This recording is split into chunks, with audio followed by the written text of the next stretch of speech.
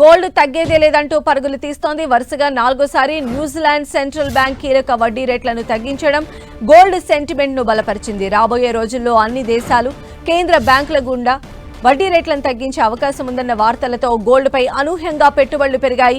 దీంతో అంతర్జాతీయ మార్కెట్లో ఔన్స్ గోల్డ్ $3,000 వైపు దూసుకుపోతోంది. దీంతో దేశీయ మార్కెట్లోనూ పుత్తడి ధరలకు రెక్కలు వచ్చాయి.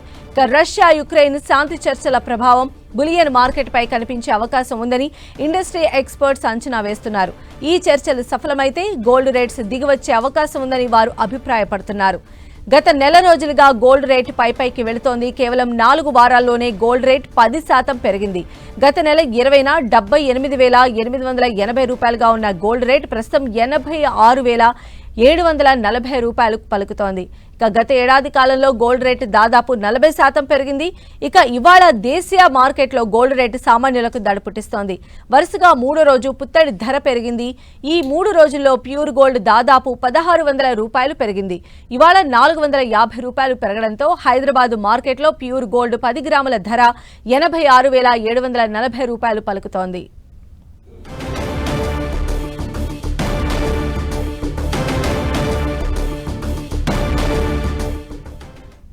కలలో కూడా ఊహించినంత బంగారం లండన్ నుంచి అమెరికాకి తరలిపోతోంది. అది కూడా బ్యాంకుల ద్వారా. 100 టన్నుల బంగారాన్ని అమెరికన్ బ్యాంకులు బ్యాంక్ ఆఫ్ ఇంగ్లాండ్ నుంచి తరలిస్తున్నాయి. కారణం ఏంటంటే బంగారం రేటు భారీగా పెరగటం. అదేంటి, గోల్డ్ ఎక్కడైనా గోల్డే కదా అంటారా? దానికి కూడా ఒక రీజన్ ఉంది. అదేంటో, అసలు గోల్డ్ ట్రాన్స్ఫర్ చేయడం వెనుక అమెరికా లెక్కేంటో ఈ స్టోరీలో చూడండి.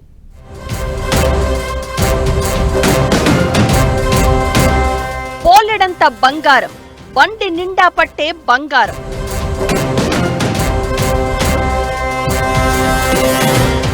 అంతా దేశాలు దాటిపోతోంది.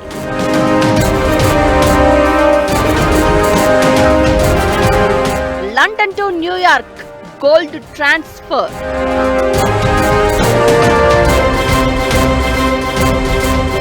ఇంతింత బంగారం ఎక్కడకు తరలుతుందంటే లండన్ బ్యాంకుల నుంచి అమెరికాకు వెళ్లిపోతోంది. తమ బ్యాంకుల ద్వారా అమెరికా ప్రెసిడెంట్ ట్రంప్ ఈ బంగారాన్ని బదిలీ చేయిస్తున్నారు. ఇంతకీ కారణం ఏంటంటే పసిడి ధరలు ఆకాశమే హద్దుగా పెరిగిపోతూ ఉండడమే. మరి గోల్డ్ రేట్ పెరిగితే ఈ బదిలీ ఎందుకు అంటే లండన్లో రేటుకి అమెరికా రేటుకి ఔన్స్ కి $20 తేడాగా ఉంది.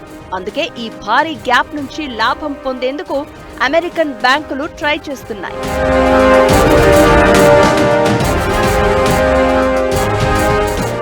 పై టారిఫ్ పెంచవచ్చనే అంచనాతో లండన్లో రేటు పడిపోతోంది.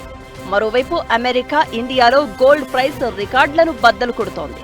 సుంకాల మధ్య తేడాతో ఇది చోటు చేసుకుంది. దీంతో ఈ మార్పు నుంచి పూర్తిగా లాభం పొందేందుకు గోల్డ్ ట్రాన్స్ఫర్ చేస్తున్నాయి బ్యాంక్స్. ఇక్కడే మన దేశం చాలా ముందుగానే ఈ విషయంలో స్పందించిన తీరు గుర్తు తెచ్చుకోవాలి. లాస్ట్ ఇయర్ మేలో ఇంగ్లాండ్ నుంచి ఇండియాకు 1,00,000 కేజీల బంగారం తెచ్చారు.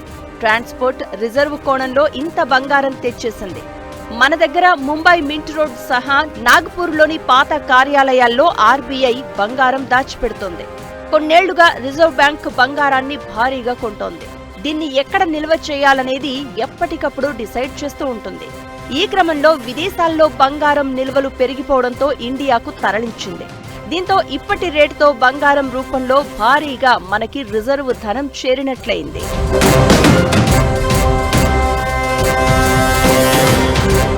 ఇక అమెరికా కూడా ఇప్పుడు ఐరోపా, లండన్ నుంచి 100 టన్నుల బంగారం తెప్పించేస్తోంది. జేపీ మోర్గాన్, హెచ్ఎస్బీసీ బ్యాంకుల ద్వారా గోల్డ్ ట్రాన్స్ఫర్ చేయిస్తోంది.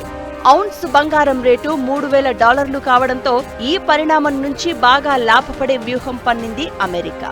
ఫిబ్రవరి 12 నాటికి లండన్లోని థ్రెడ్ నీడిల్ స్ట్రీట్లోని 9 వార్డ్స్లో 100 టన్నుల బంగారం ఉండగా దాని విలువ $252 బిలియన్ అంచనా. దీంతో ఈ నెలలోనే $4 బిలియన్ సమానమైన బంగారాన్ని జేపీ మోర్గాన్ తరలించబోతోంది. అలానే అమెరికాలో ట్రంప్ రాకకి ముందున్న గోల్డ్ రిజర్వ్ కి ఇప్పటి రిజర్వ్ కి సంబంధమే లేదు. 2024 నవంబర్ 5 నాటికి అమెరికాలో $50 బిలియన్ బంగారం ఉండగా ఇప్పుడది $106 బిలియన్ చేరుకుంది.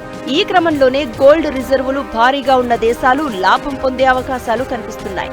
అయితే ఆ గోల్డ్ ని ఏ దేశం ఎలా ఉపయోగించుకోనుంది అనే విషయమే దాన్ని డిసైడ్ చేస్తుంది.